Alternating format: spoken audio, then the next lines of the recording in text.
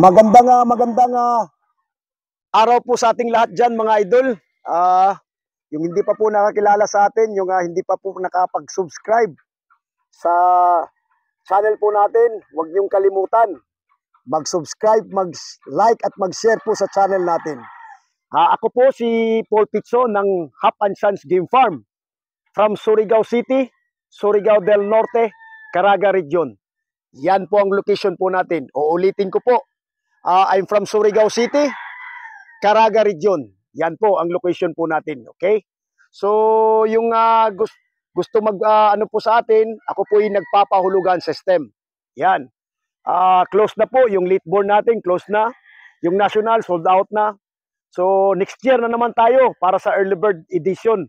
2025 ang release po. Early Bird Edition, October 15 pataas ang born. Ang release po natin is June 2nd week po ang release. So andito po tayo ngayon sa likuran po ng manukan natin. So kumusta kayo dyan mga idol, yung nag-aabil po sa atin ng pahulugan? Kumusta po yung mga manok natin dyan? Sa national, sa early bird, at saka yung late born, nandito pa. Di na natin ipapakita kasi masilan talaga si Whitey. So ngayon, yung late born edition po natin, mga idol, is hindi pa po natin mapapilian. So doon lang tayo magpipili sa last week of October or first week of November. So malayo-layo pa naman. Gusto ko po kasing talagang barakong-barako na po sila. Barakong-barako na po yung mga nukist po natin. Okay? Kasi yung iba, nandito pa, oh. Nandito pa mga idol, oh. Tingnan nyo. Dito pa sa, hardening area. So, yan. So, yung iba, na-cord na. Yan, na-cord na po. Yung mga stags po natin, yung mga materials, at saka yung mga crosses po natin. Nandyan na po sila. Feeding time, yan, no? Kumakain. Yung tinuturo ko po is, yun po ang high caliber hatch po natin. Yan. Yung mga ginagawa po natin na mga material. So, kasi meron meron nagko-comment na walang purong manok. Totoo naman po talaga dahil yung mga veteran breeder nagsasabi walang purong manok. Pero kami mga breeder ay gumagawa po kami ng proseso na magiging seed fowl po sila. Yan. Nagla-line breeding po kami para lang makagawa po kami ng mga materialis. So yun po ang po natin sa mga yung nagko-comment na siguro yung nagko-comment hindi nila alam na kasi hindi sila breeder. Kasi nakikinig lang sila sa mga theories, mga ano. Pero kami mga breeder ay gumagawa po kami. For example, yan nga sinasabi ng iba is 50-50. Nagiging 3/4, nagiging 7/8, nagiging seed fowl. Yun ang po natin diyan. Mga pang-apat at saka pang-5. Kaya nga yung pang-5 na mga line breeding ay lumiliit po sila. Pag kino-cross out po natin, yun ay nagiging biglang lumaki na naman sila. So yun po. Dito po tayo, kagagrass cutter lang po ng po natin, ng area po natin kasi medyo busy. Mga idol, medyo busy po tayo. Pagpasensyahan nyo na po muna na matagal-tagal po tayo nakapag-vlog. Kasi medyo may mga trabaho po tayo na dapat asikasuhin. So, at least monitor naman po ako dito sa manukan po natin. Pero sa pag-vlog po natin, medyo nabibisi po tayo dahil una sa lahat, hindi pa po tayo nakapaglinis po ng area po natin. Kasi yung mga grass cutter po natin ay nasisira, pinapaayos, at saka bumili na naman ako ng isa. So yun, talagang masilan po talaga ang pagmamanok, yung pagbe-breeder. Kasi kailangan malinis ang may mga equipment ka, lahat. Tauhan, magaling mga tauhan mo, yun po talaga ang So ngayon, tingnan natin. So, yung kumakain dyan, oops! Yung kumakain dyan na yan, high caliber gray po yan. Yan. Dito pa yung iba, yung mga sweaters po natin, mga, anong tawag nito, high caliber gray na hatch, yan. So, bihira po ako nakapapundos ngayon ng puti. Kasi, yung nagsusubaybay po sa atin, ganito, nasiraan po tayo ng incubator. Kaya nga, sayang yun. Malaki pong kawalan po sa atin yan yung incubator dahil sobrang 300, almost 300. Kung napipisa yun, marami sana akong bulik. Hindi nyo nakikita dito ang bulik, hindi nyo nakikita yung puti. So, yan. Oo. Yan po ang po natin, lugar po natin dito sa likod. Ngayon, nag-o-order na naman po tayo ng fiber cement. Kasi dito sa akin, area, ay may mga niyog. Tapos, slope pa. Yung biglang nahuhulog yung niyog, matatamaan yung fiber cement, talagang gusto ko sana rubber. Pero mas maganda kasi tingnan pag ganito eh. Pag yung naka-uniform, ang natin, yung parang tipi talaga, naka-semento, oh. Ganda kaysa rubber tipi. Yung sa likod ko, rubber tipi. So, itong dito banda, rubber. Luma na ito, na mga rubber. Inano ko lang, kine-continuous ko lang para pag anong tawag nito mga idol, yung unang tali diyan para mababa 'yon. Doon ko muna sila sinasanay.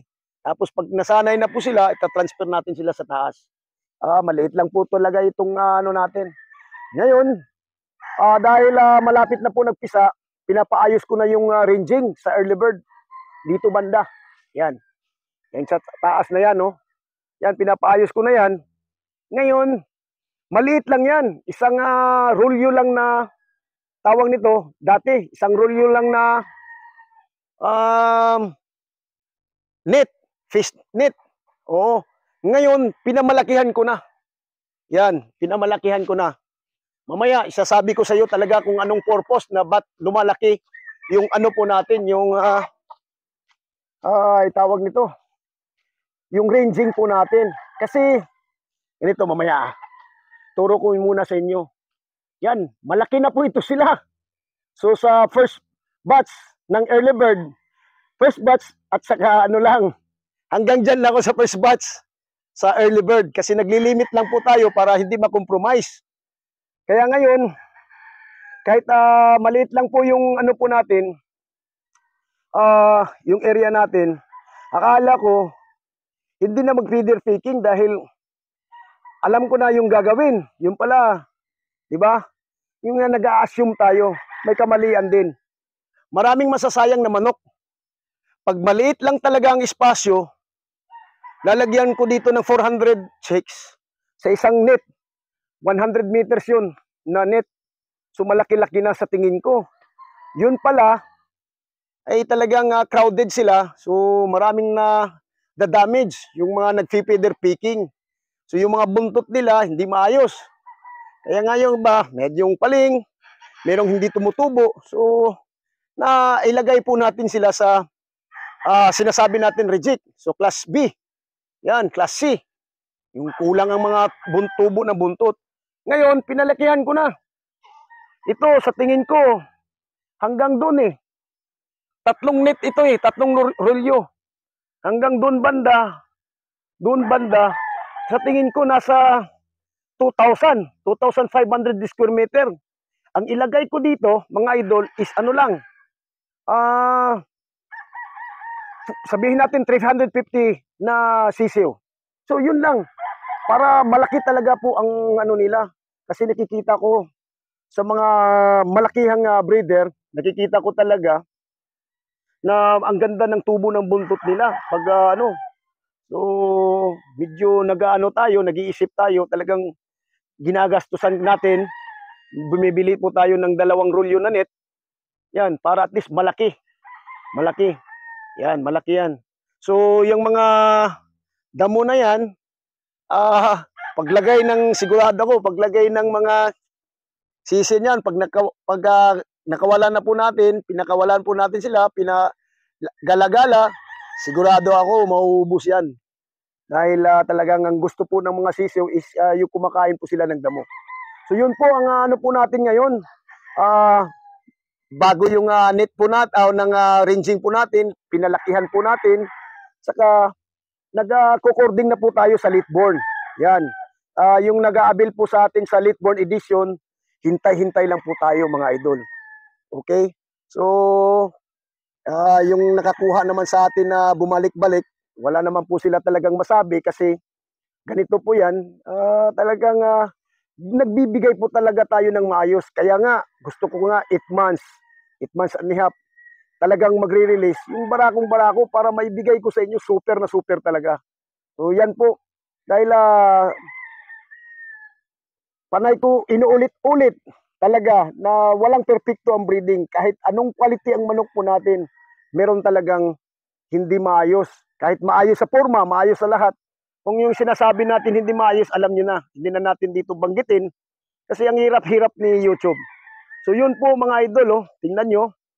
Ang ganda po ng parang maaliwalas pag naka grass cutter na. Itong banda po dito, advice ko po, yung mga bagong kasi dito, pag itong banda na bundok dito, in area, nung una, nag-grass cutter ako, tapos kinakalis ko yung tawag dito, sa amin karas, para malinis. May nag-advise sa akin, mga agriculturist, na wag mo nating tanggalin daw, kasi parang fertilizer daw, para tumutubo. Yung naniniwala po talaga ako sa kanila, hindi ko na ito ninawalalis. Kinakalis, yung tawag nun. Tumutubo na po yung Carabao grass. So, sabi ko talagang marami pa talagang tayong kulang. Okay? Yung mga ranging, hindi kagaya doon sa national ko, 2.5 net yun eh. So at least yung pag-feeder picking na kukontrol po natin. Okay? So yun po ang update po natin ngayon sa manukan po natin sa Hap and Sons Game Farm.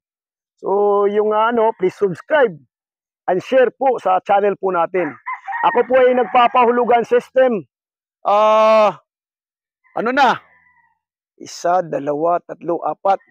4 na batch na ata ako nagpapahulugan system. Last year, nag-umpisa po ako. Ngayon, pang-5. Pang-4, pang-5 ito po. Pang-6 na ako next year. So yun ang po natin. So far, ayos naman po ang mga balita po sa atin, yung mga nagsusuporta sa atin. Meron talaga na sabi nila, na daw, yung isa, na ganun. So, maraming salamat po talaga sa tiwala at suporta po sa Hap and Sons Game Farm. Kung wala kayo po, wala po ako. So yan, pinag-iigian po natin ang mga materials po natin. Bala ko nga, mag-upgrade na naman ako. Kasi nakikita ko medyo, na sila eh. Hindi na yung medyo, nag-19 to 18 na lang ang timbang ng mga manok po natin, yung mga nukis. Pero yun ang paborito po sa mga big timer na mga timbang na yan. Yun po ang paborito po nila. Good size talaga yan para sa amin. Kasi yung iba, yung sa mga mahilig po talaga ng magandang katawan, yung medyo malaki-laki. So, babalik na naman natin na by national na umaabot ng 2 pataas. Hindi naman, bawal naman yung dahil kung sobrang laki, hindi na. Yung iba, 2, yung gusto po nila ng mga timbang, yung mga malaki. Hindi natin sabihin na ito po talaga tamang tamang mga timbang. Nasa 2 pababa ang mga timbang po nila. So yun lang po mga idol. Tingnan po natin, pasyal gala tayo. Talagang bundok po talaga itong akin area. Oo, yan. Yan, bundok talaga ang area po natin. May nadadamage na nagulungan ng niyog. So yan. Yung bata ko, yung bagong bata ko. Si Janjan. Okay. So yan po ang po natin. Someday talagang balak ko na talaga mag-cording doon dahil dito banda, ranging na lahat eh. So wala nang cording. Nag-order ako ng 30 na tipi. Kukulangin ito. by next year. So, anuhin natin yung may-ari dyan, banda, na magpa-upa tayo ng area niya kung papayag siya. Total, linis. Sa kanila naman yung niyog. Wala naman tayong anuhin. Linis, maglagay lang tayo ng natin. So, yun. Paulit-ulit na magbibigay po tayo ng papasalamat po sa inyo. Yung nag-aabil po sa pahulugan po system po natin. So, yun lang po. Hanggang sa muli. Shout out.